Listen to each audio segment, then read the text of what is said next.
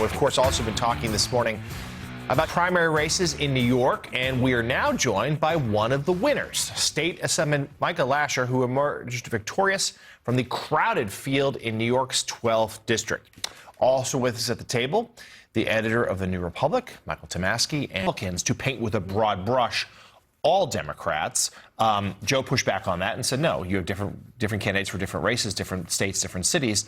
What's your take? I think that every election cycle, the Republicans pick a boogeyman, and it's been Nancy Pelosi, it's been AOC, and they're always going to find a boogeyman. And so that, to me, who won the primaries last night is not going to make the difference in the upcoming midterms. Lauren, let's get to your take us the question, please, to something, but let's get your thoughts on that, this sort of the branding, if you will, of the Democratic Party.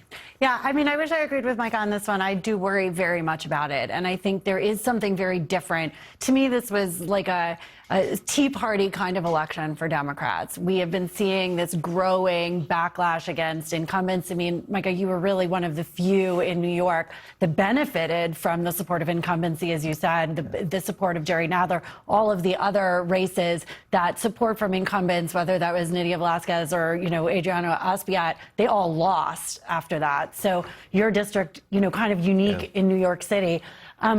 I think the concern that I hear everywhere, obviously, and you have a very heavily Jewish district on the Upper West Side, on the Upper East Side, there's a lot of angst about the mainstreaming of some very, very virulent anti-Israel rhetoric in the Democratic Party. Lots to say about the role of AIPAC in there. Your district's a little different, but where do you think now in this new delegation, how do you guys find a way to come together and, govern together as a New York delegation in the fall? I think it's a really good question. I'm very proud to represent the most Jewish congressional district in America, or to hopefully represent the most Jewish congressional district in America, pending the results in November. And ran as a very proud Jew. And I think there are real questions, real concerns that people in my community and the Jewish community around the city are feeling about anti-Semitism being normalized. And that is something we're going to have to confront. It's certainly something that I want to play a role in confronting as we go forward. We certainly saw in the Lander victory over Goldman, the incumbent, that the support for Israel was a key factor there. And many believe that's why Goldman was defeated.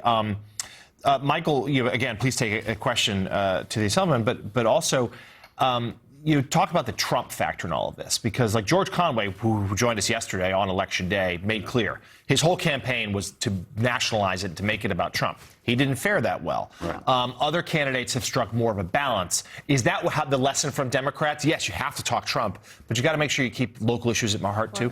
Yeah. Well, I think you always have to keep local issues in mind when you're running for Congress, and you have to, as you already know, and certainly will learn, the job will teach you, that you're going to have to tend to the district, and you've been doing that anyway as a staffer for Jerry Nadler.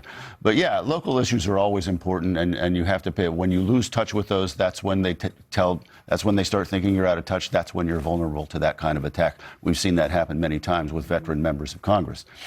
I do think that Israel's going to be the big divide between these socialists and members like you. I think that on economics, I don't see all that much disagreement, really. I mean, everybody's moving in a more progressive direction on economics, and I personally think that's a good thing. The Democrats need to do more to show working Americans that we're on your side and we're going to fight for you.